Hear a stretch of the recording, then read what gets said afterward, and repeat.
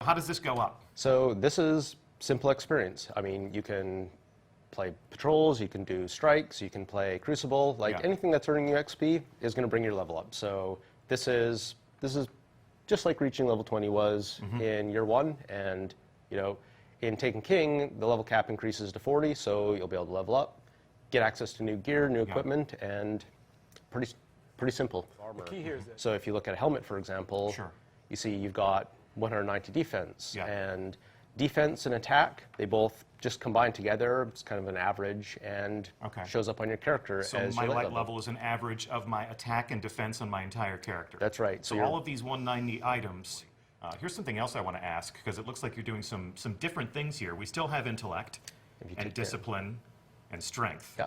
So strength, for example, because your melee ability is unlocked on this test character, it's showing you what your actual cooldown for that ability is going to be. Discipline and intellect, test character, not unlocked yet. But all these will show you how many seconds, like your cooldown actually is, instead of just being sort of a weird percentage number that you really just kind of... The quest tab. So let's head over there. So first let's look at the right-hand side of the screen where we got bounties. So the first thing you'll notice is we now have 16 bounty slots. So that's 6 more slots than existed before. The other thing I'd say about bounties is there's a whole bunch of new ones. Like we've updated PvP bounties and PvE bounties with a whole suite of new things to do out in the world. All the Vanguard and Crucible bounties are updated. They're a bit quicker to do, and they're all designed to be done while you're doing what you actually want to do. So you can also track the bounties now, which you can see. So you know, if you track a couple there, and just maybe track 2. So I'm tracking these 2. Yeah, and if you head back to the, you know, track a total of 4, yeah? Yes. So I'm going to track a Crucible 1, 2. Yeah, and I think that's your total because we have 1 quest tracked as well. So if you go back to the ghost, you know, go to the main screen, you know, pull up your ghost here for a second. You can see the progress towards your bounty right here in the HUD, which is awesome. No like switching into your inventory screen and tabbing over and then looking at them individually. Like it's right there, the ones you want to see all the time, which is just it's awesome, right? Mr. Speaker. So the speaker, like many of the vendors in the tower, has been updated with some new gear and some new equipment. I can see that there are some things that are familiar. Yeah, we still have material exchange from House of Wolves, so if you're still sitting on some of those Ascendant shards and you want to switch them in, you can do that. But all the speaker's gear, his equipment down below, you can see we've updated these, so these are level 40 items now.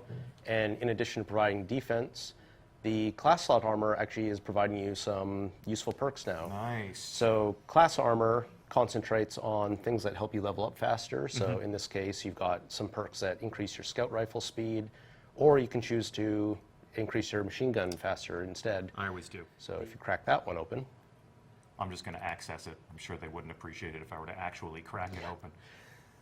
So I can see some of the things I already have.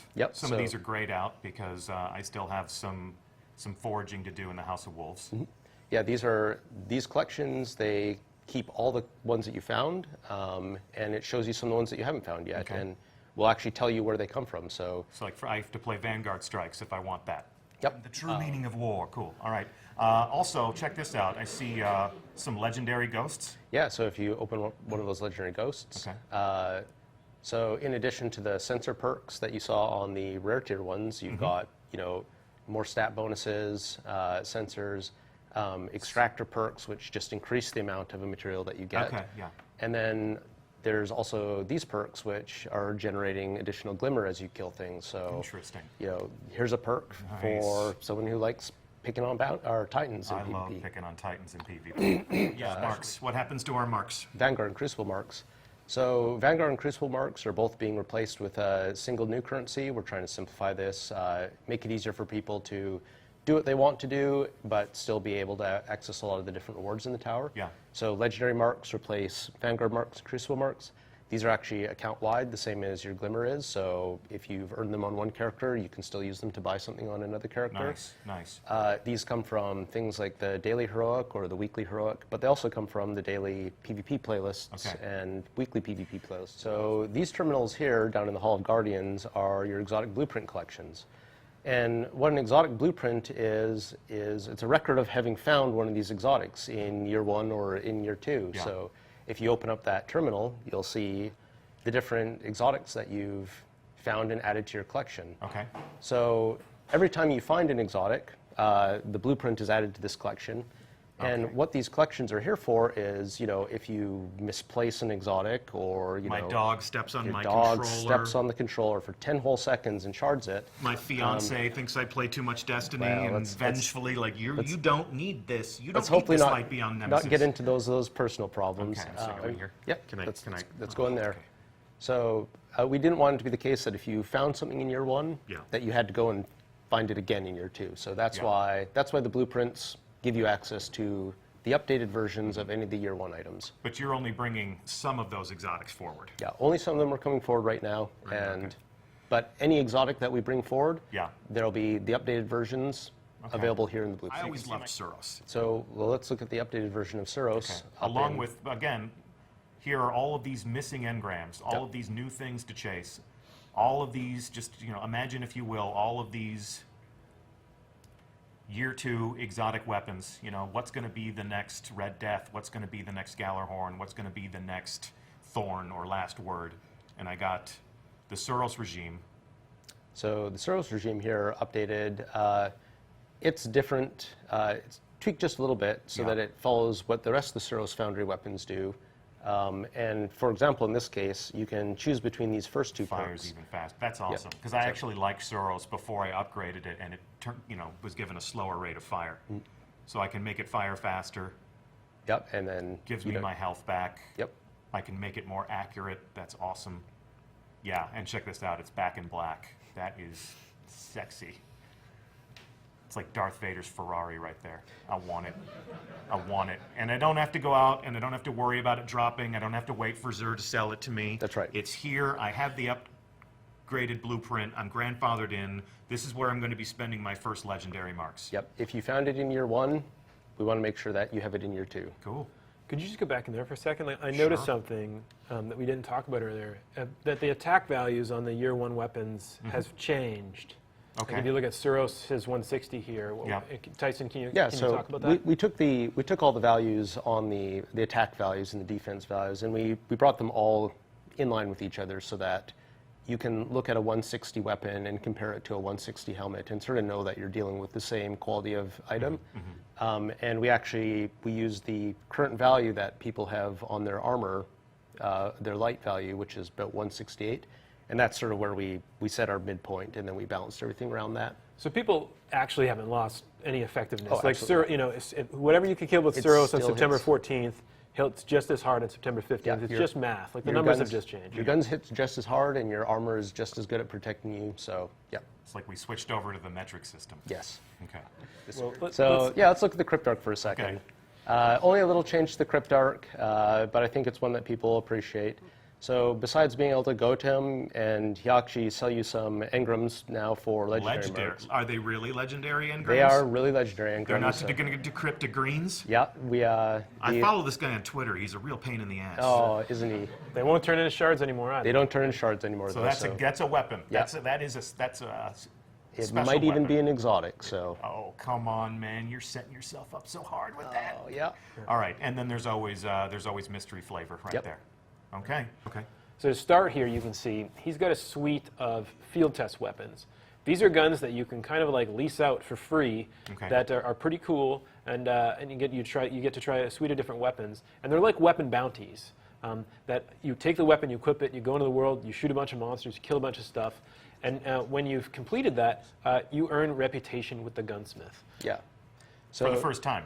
That's right. So everybody has a gunsmith 0 reputation. This is actually accurate right now. Makes sense. To earn reputation with the gunsmith, you have to kill things with his guns. So with the gunsmith, as you use field test weapons or you complete quests for him, because he's involved in a lot of the quest chains, he'll increase your gunsmith reputation.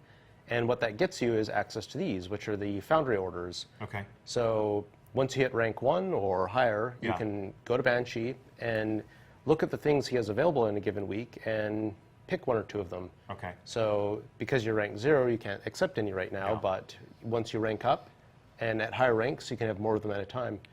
And what an order does for you is it says when the next Arms Day, which is on Wednesdays, the next Wednesday that rolls around, his delivery will be here for you, and you'll be able to come and pick up the weapon of the type that you chose. So does this coincides with the weekly reset?